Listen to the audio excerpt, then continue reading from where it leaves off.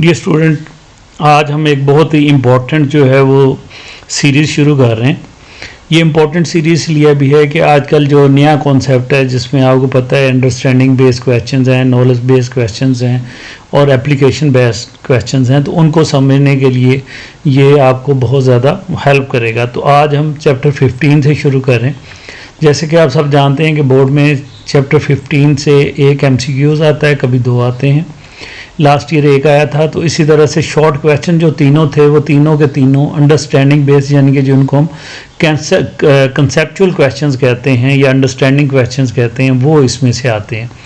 तो आज हम इनके शॉर्ट क्वेश्चन जो मॉर्निंग और इवनिंग पेपर में आए हैं लाहौर बोर्ड के, वो डिस्कस करेंगे। तो पहला क्वेश्चन था कि what components of internal environment are affected by external fluctuation, how are these corrected, कि जो हमारे कंपोनेंट हैं इंटरनल इन्वायरमेंट के, वो एक्सटर्नल इन्वायरमेंट की फ्लैक्चुएशन से किस तरीके से अफेक्ट होते हैं और उनको हम करेक्ट किस तरह से करते हैं। आपको पता है बेटा कि जो most susceptible component of internal environment हैं, जिनके ऊपर फ्लैक्चुएशन सबसे ज़्यादा असर करती है, they are the water, solute and temperature.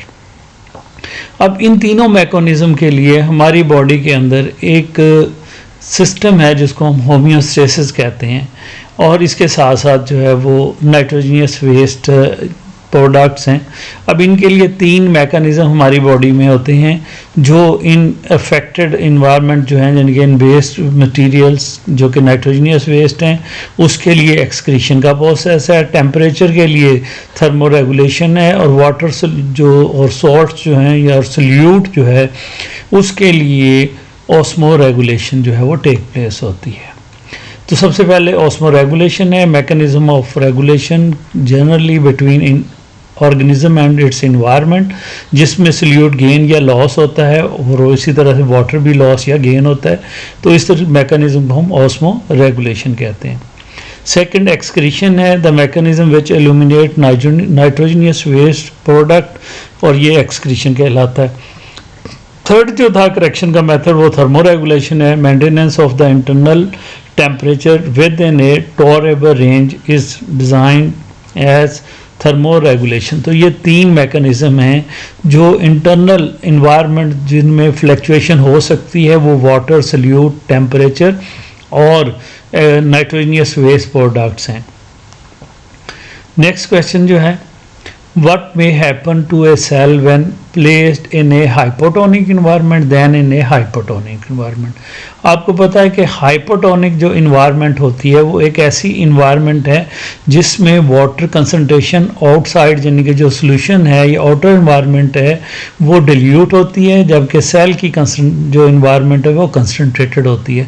तो इसका मतलब है कि वाटर जो है वो ऑस्मोटिकली, यानी कि ऑस्मोटिक से की मदद से that enter into the cell, जिसकी वजह से सेल जो है वो टर्जेट हो जाएगा और thus it may be harmed if it animal cells या प्लांट सेल्स।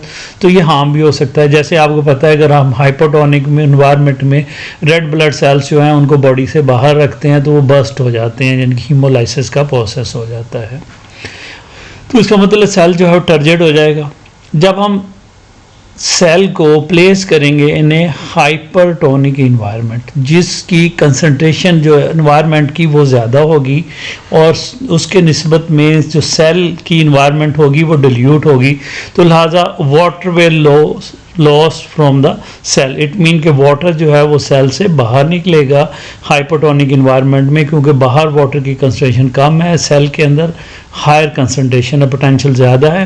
लिहाजा इसलिए सेल का जो प्रोटोप्लास्ट है, या जिसको हम कहते हैं सेल का जो साइटोप्लाज्म और उसके कंटेंट्स जो हैं वो श्रिंक कर जाएंगे, तो इसको हम प्लाज्मोलाइसिस भी कहते हैं। और ये प्रोसेस जो है इसमें डीप्लाज्मोलाइसिस का प्रोसेस टेक प्लेस होता है।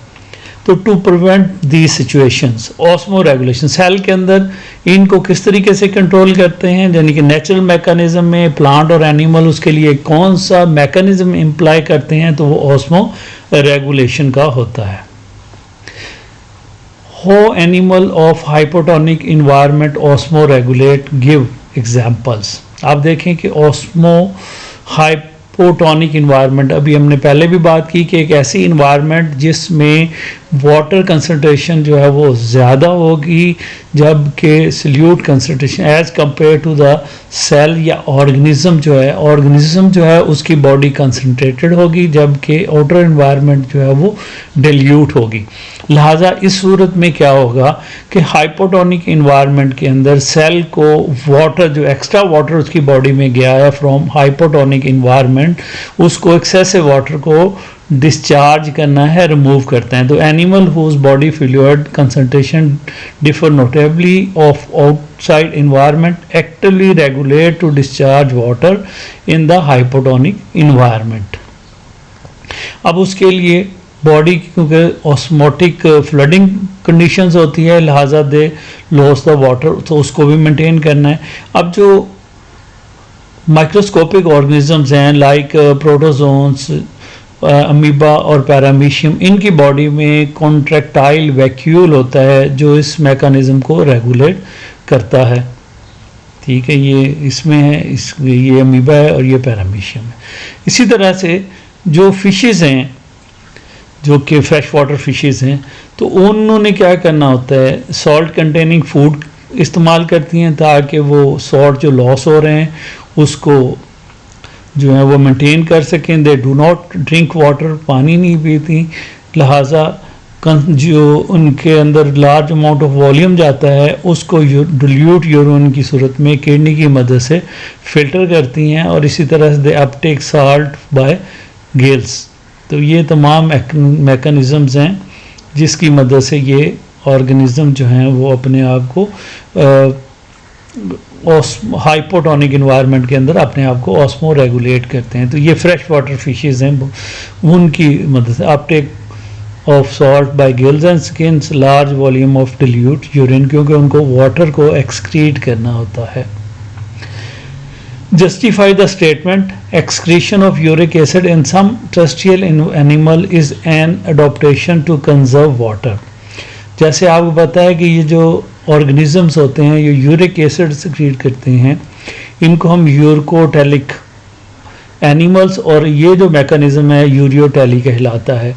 तो animal inhabiting the environment with acute shortage of water, तो they supply required an excretive product जो कि आलमोस्ट हार्मलेस हो और मिनिमम अमाउंट ऑफ वाटर जो है उनको रिक्वायर हो। और ये जो पहले मैंने आपको बताया, ये कंडीशन जो है वो यूरकोटेलिक जो है, और एनिमल्स जो हैं यूरकोटेलिक एनिमल्स कहलाते हैं।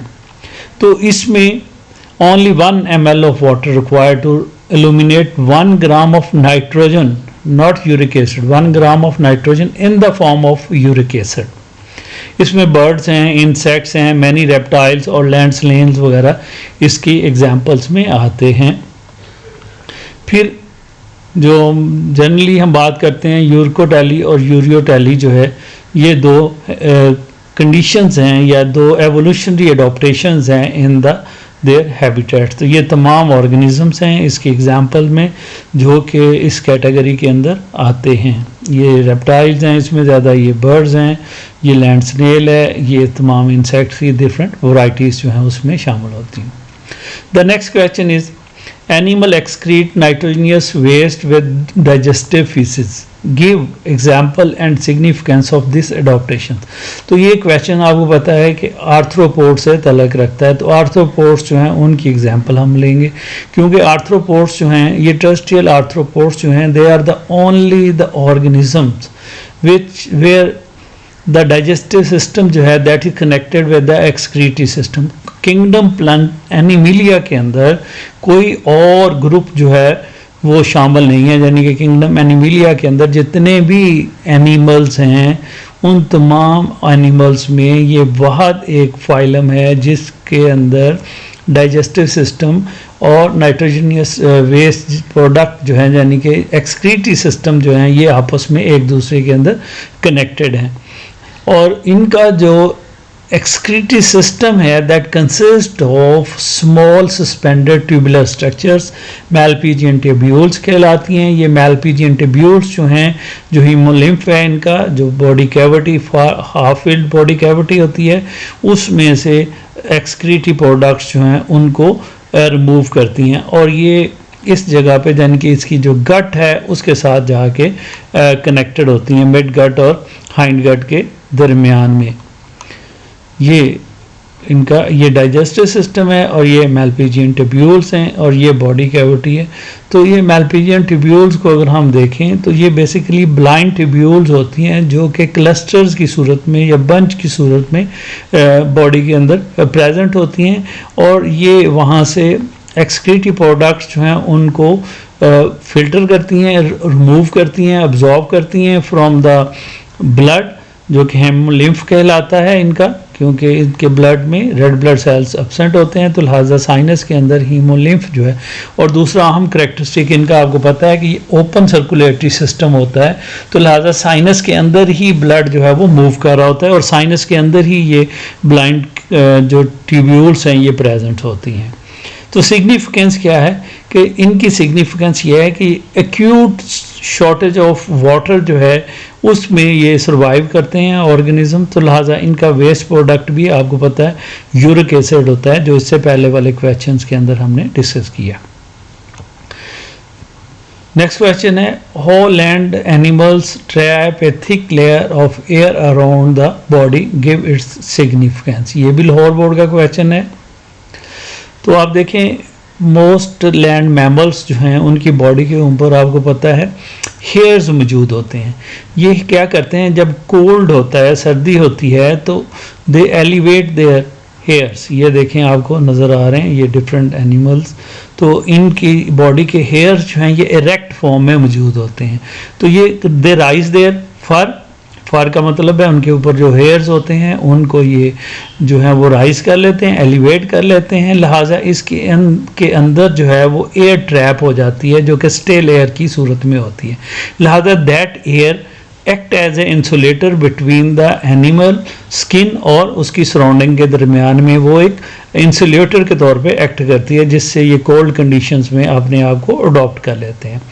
इसकी सिग्निफिकेंस क्या है कि जो ऑर्गेनिज्म जो हैं इस तरीके से अपने बॉडी टेम्परेचर जो है कोल्ड इन्वायरमेंट में they regulate their body temperature, it mean के थर्मो रेगुलेशन का मैकेनिज्म करते हैं। तो ये थे हमारे आज के 6 क्वेश्चन जो कि लाहौर बोर्ड के साथ रिलेटेड थे।